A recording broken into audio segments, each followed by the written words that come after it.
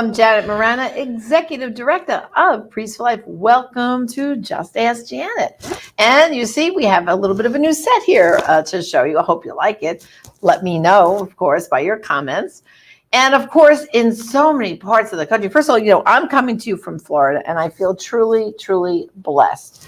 Right now, it's about 75 degrees here and beautiful sunshine. But so many of, first of all, my family who live up in New York and people I know who live in Texas have been suffering so much for this cold weather. You have been in our thoughts and in our prayers. And I hope things warm up for you real, real soon. Well, if you're trying to stay warm, at our online store, prolifeproducts.org, we have a nice, that's what I'm wearing right now. This was designed by Brian Kemper of our youth outreach, Stand True. And on the back, I'm going to get up so you can see the back of this nice little hoodie, which has a nice hood. It says, social justice begins in the womb. I mean, we hear a lot nowadays about social justice, but like this nice little hoodie says, it does begin for the unborn child in the womb. If we can't have social justice in the womb, how are we going to have it outside the womb? So if you're kind of cold and want to warm up, this hoodie could be yours. Just go to our online store, prolifeproducts.org. It's available in small, medium, large, extra large, double X too. And I'm wearing one right now, and I think I'm going to keep it on because guess what? It's a little cold in the studio. So again, I hope you go to our online store. We have great products even for Lent. We have a Lenten prayer bundle. So if you're adding extra prayers to your prayer life this Lent, look at our Lenten prayer bundle. It's great. It has devotionals written by Father Pavone. It has Way of the Cross for Families, which Father Frank Pavone and our team did with the Vatican, the Council for Family. We've got a lot of great specials up there. So again, go to prolifeproducts.org and warm yourself up with our nice hoodie. Well, welcome today on the program is our National Director, Father Frank Pavone. Father, welcome to the program. Thanks. Good to be here. Great to have you. Well, Father, everyone, I think, has been very frustrated since this election to say, what can we do? Okay. And as you know, Father, with every election, you just don't get a president and vice president, but he brings in a whole cabinet, all kinds of officials that get then approved by the Senate, right? Yes. And that process is underway right now. And we can stop some of the worst ones from getting confirmed. Because what happens is that these cabinet appointments and these appointments to head up different federal agencies, most of these have to be confirmed by the Senate. Right. Now, the Senate is 50-50. The Democrats don't have some kind of commanding, powerful lead. No, it's 50-50. High score. So, you get just a couple of senators above 50 to see it your way, and you can block. In fact, they even need 60 to move forward with the confirmation of these people. So here's the thing. This is like, okay, a bad outcome on the election on the presidential front, but we can stop some of the bad consequences of it because it's all still unfolding. It's in process right now. Right. And specifically, we're going to talk about one in particular here. Right. The Department of Health and Human Services, the HHS, is very important for pro-life policy. Well, and very important because, for example, under President Trump, well, first let's go back to Obama. Under Obama, he had the HHS mandate. That's where it came from. That's where it came from, the Department of Health and Human Services. Right. He told them, under Obamacare, everyone must provide abortion and contraception in their health care. And as you know, Priests for Life, along with lots of other groups, we went to court saying, oh, no, we can't violate our conscience, right? Mm-hmm. And we were in some battle. Well, you see, and let's help people understand how this works. It's good that you bring this up. Congress passes the laws. Right. So Congress passed the ACA, the Affordable Health Care Act. Obamacare, right? It's in that law that it says health insurance policies have to cover preventive services. Doesn't mention what those are. What it does is it gives power to the HHS to identify what those are.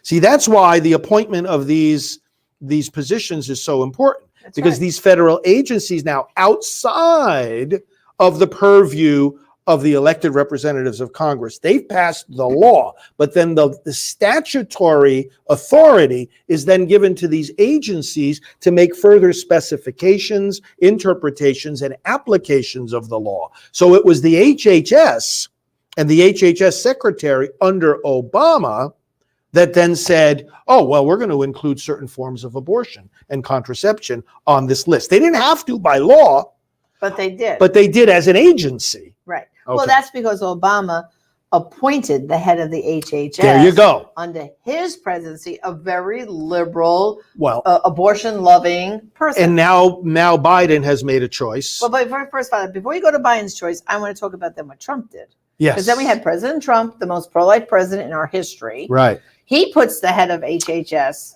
Yes. a wonderful person, who Yes. then relieved us. Exactly. He took away the mandate for us. Yeah, in other words, gave us the exemptions that Gave we us were the exemptions asking asking for. for. So we were saved. We were Right. saved once again by President Trump. Right. Now we have Biden, and he has declared his pick for the Department of HHS. One of the worst people he could pick. The Look, we absolute worst knew that, and we told people during the election, don't vote for the Democrats because you put them in there. Look, you could have put, no matter who was elected president, if it was a Democrat, that's already guarantees that the Department of HHS is going to sink down into the pro-abortion swamp. That was guaranteed. Because there is no person that they would put in there that is not pro-abortion. But they went and chose one of the worst ones in the country. Javier Becerra, Attorney General of California. He was a member of Congress. Okay, he was in the House of Representatives representing a district in California. And then he became the Attorney General. Now, you know who he replaced as Attorney General of California? Kamala Harris. Huh. She was Attorney General. It goes from bad to worse, these people. Of course. From bad to worse. And so this guy... Well, first of all, Becerra, let's remind them yes. that he attacked the pregnancy centers. Now, those who follow our ministry, those who follow our programs, and those who are active in the pro-life movement, they will recognize the Supreme Court case from just a couple of years ago, NIFLA versus Becerra. Right. This is the Becerra. NIFLA is the pregnancy centers. Our friend Tom Glessner heads up NIFLA, the National Institute of Family and Life Advocates. Okay. Right. And what was that issue? A California law was passed that Javier just, zealously defended, okay, all the way to the Supreme Court, that said, if you can wrap your mind around this, which most people can't, that a pregnancy center that exists in order to stop abortion, right? Give people alternatives to abortion, would be required to tell the women where they could get one. An abortion. It's like, what? Is this the Twilight Zone? Right. So Becerra... Well, right away, we know the people who operate pregnancy centers. Oh, yeah. They're not going to do that. They would say there's no way. No, that's why there had to be which they won at the Supreme Court, which they won. Narrowly, but they won. Okay, but the point is, Becerra doesn't care about religious conscience or freedom. No. And here's the irony. Now, he's being asked by Biden to head up the very agency that takes care of conscience and religious freedom for healthcare providers. And remember, what President Trump did with the HHS, it already had the OCR, it's called, the Office of Civil Rights, in HHS. But President Trump put another division in that office. He created the Division for Conscience and Religious Freedom, which exists to enforce laws that protect, for example, citizens that don't want to pay for abortion or healthcare workers that don't want to participate in it. Right. Now you're putting a guy in there who actually, besides the pregnancy center law that you just mentioned, he actually, let me back up. When President Trump established this office, he said to Americans across, Americans across the country, if you ever feel like your conscience is being violated by any kind of law or government action, you can submit a complaint to the. I remember being at meetings that a lot of people submitted complaints. Well, remember when we were in a meeting when this office was first established, and they told us that during all the 8 years of Obama, the number of complaints that came, because people were able in the past to complain to the Office of Civil Rights, that's why it exists. Over all the 8 years of Obama, you know how many complaints came in? 10. 10. Soon as President Trump established this division for conscience and religious liberty and began, excuse the pun, trumpeting the fact that, hey, everybody, we're here to protect your conscience. We're here to protect your religious rights as individuals and as institutions. Hundreds and hundreds and hundreds of complaints came pouring in. Now, the office didn't create the complaints. The citizens were out there suffering already.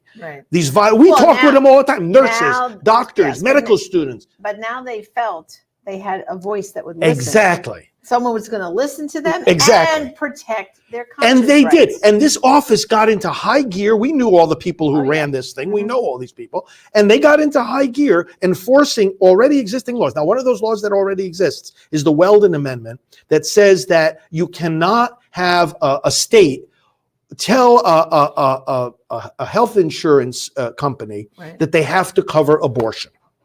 In other words, the health insurance company and the people that they sell their plans to have to feel free to have a plan that does not involve abortion. Okay, clear enough, right? California went ahead and threw that well, they can't throw the law out the window, but they disobeyed it. California, when some religious groups, Catholic groups actually, said, okay, we're going to take advantage of this law and we are not going to have abortion in our... Now, this is not what we faced. This is elective abortion across the board. We're not going to have a elective abortion in our health plan. Planned Parenthood and other abortion groups put pressure on California to say, no, don't let them get away with that. Don't let them get away with health insurance plans that don't cover abortion. So California caved into the pressure and they said, well, we're not going to follow the Weldon Amendment. And who was the ringleader? Becerra. Right. Now, here's the irony. Under President Trump, this very office under HHS enforced the Weldon Amendment against the state of California.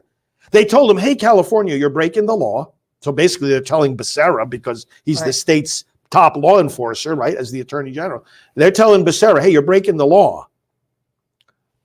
There's people in California, especially religious people, they don't want abortion involved in their health care. You're breaking the law.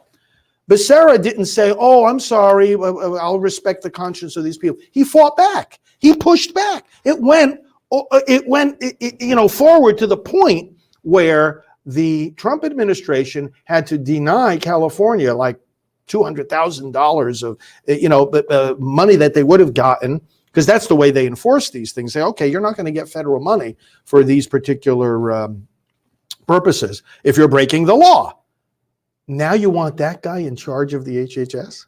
Yeah, it's going to be terrible. Okay, so now I do believe this week, at the end of the week, is when the Senate... Well, they're going to start, you never know with Congress, they schedule something, they schedule change. But now's the time we sent out an action alert. In fact, just as we speak right now, if our friends are signed up for our action alerts, they're going to get an email in their box probably in the next couple of hours, if they haven't gotten it already, about this. Okay. Telling them one simple thing.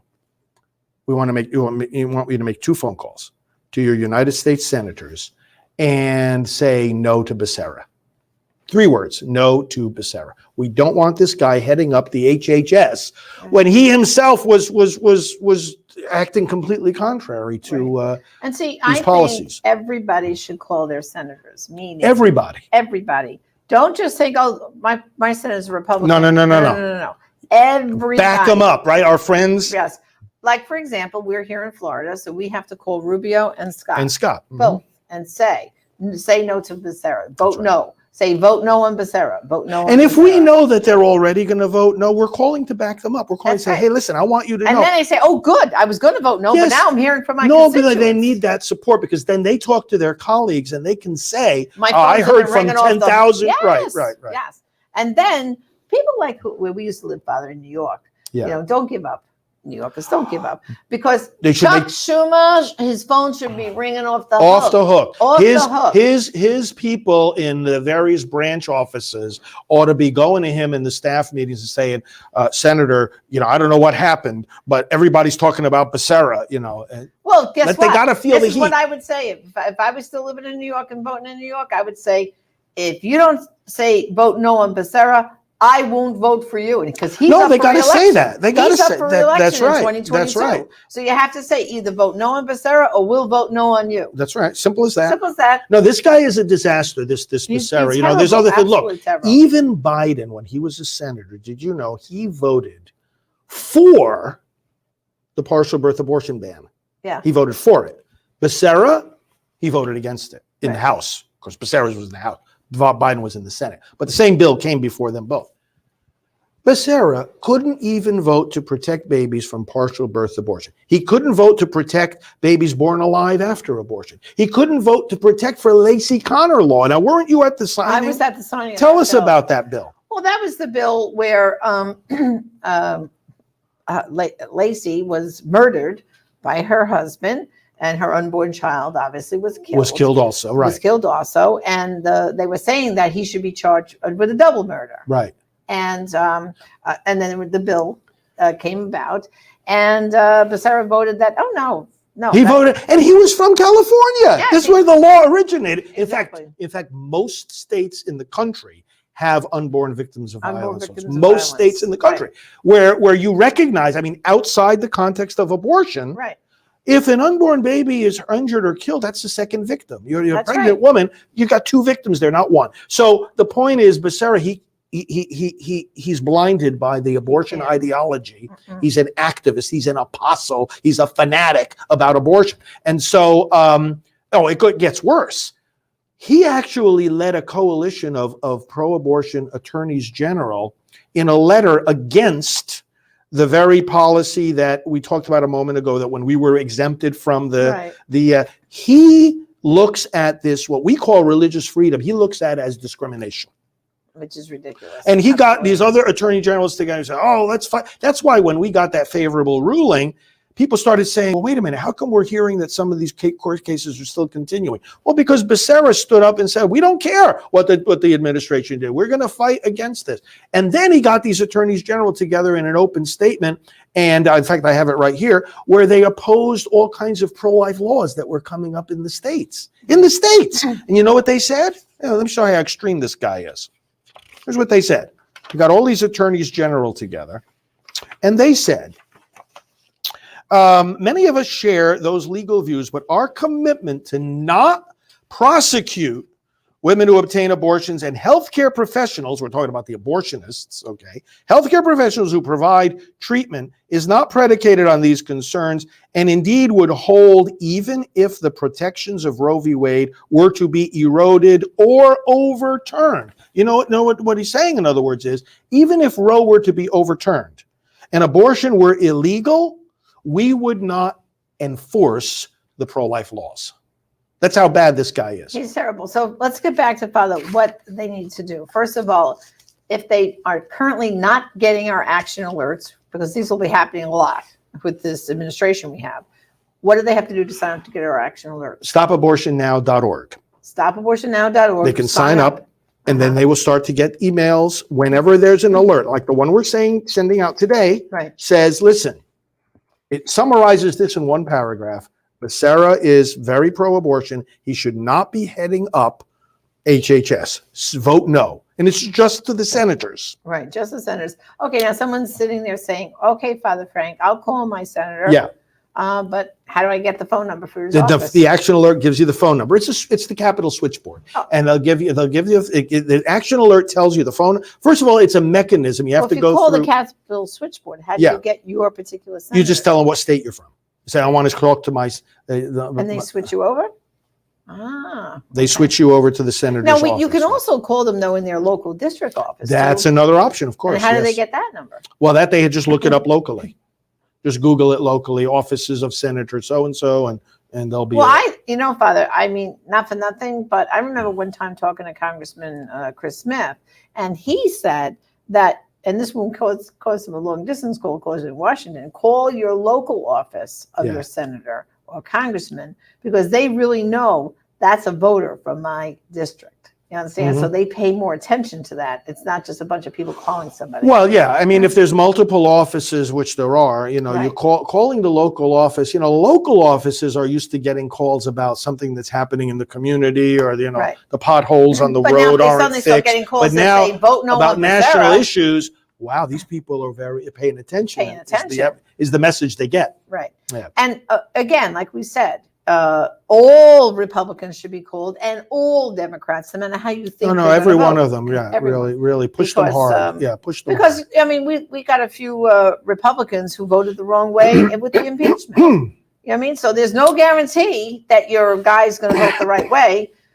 You make the phone call anyway. So You do. I think, Father, after this taping, then I'm going to have to go look up Rubio and Scott's phone numbers and make some phone calls, and so will you. Right? Well, you know what also happened? Becerra, Kamala Harris started this, where they were persecuting our friend David Daleiden That's right. and Sandra Merritt, who exposed the business of selling body parts by Planned Parenthood. Right. Instead of punishing Planned Parenthood that was breaking the law, they punished David and Sandra. I know. So Harris started that, and then Becerra continued it. Continued it. Absolutely. He brought 15 felony charges against them. It's like, why? Exposing the activity that you say is okay. Right. That's why. Yeah. Well, Father, again, stopabortionnow.org. Mhm. Okay, brothers and sisters, you got your marching orders from Father now. Stopabortionnow.org. Sign up for action alerts, and then you're going to call about Becerra. You're going to call your senators, whether you think they're going to vote the right way or not, and say, vote no on Becerra. We only have a few days about this, because this vote can come up as early as this Friday, and we do not want to see that happen. So it's up to you, each and every one of us, and we're going to constantly give you these action alerts, because you know what? We cannot just throw up our hands and say, oh no, we got Biden, now what are we going to do? Oh, for the next 4 years, we're going to suffer. No, we're not going to just suffer. We're going to fight back. We're going to help save the unborn children. We're going to protect as much as we can. And in 2 years, for the midterm elections, we're going to try to take back the House and to get more seats in the Senate. Remember what Father said, 50-50 is not a majority. I wanted to, in closing, remind you about my wonderful little hoodie here that's keeping me warm. Do you know in the studio sets, they keep it so cold here, but it's cold all over the country. And like I said, I'm going to stand up and show you one more time.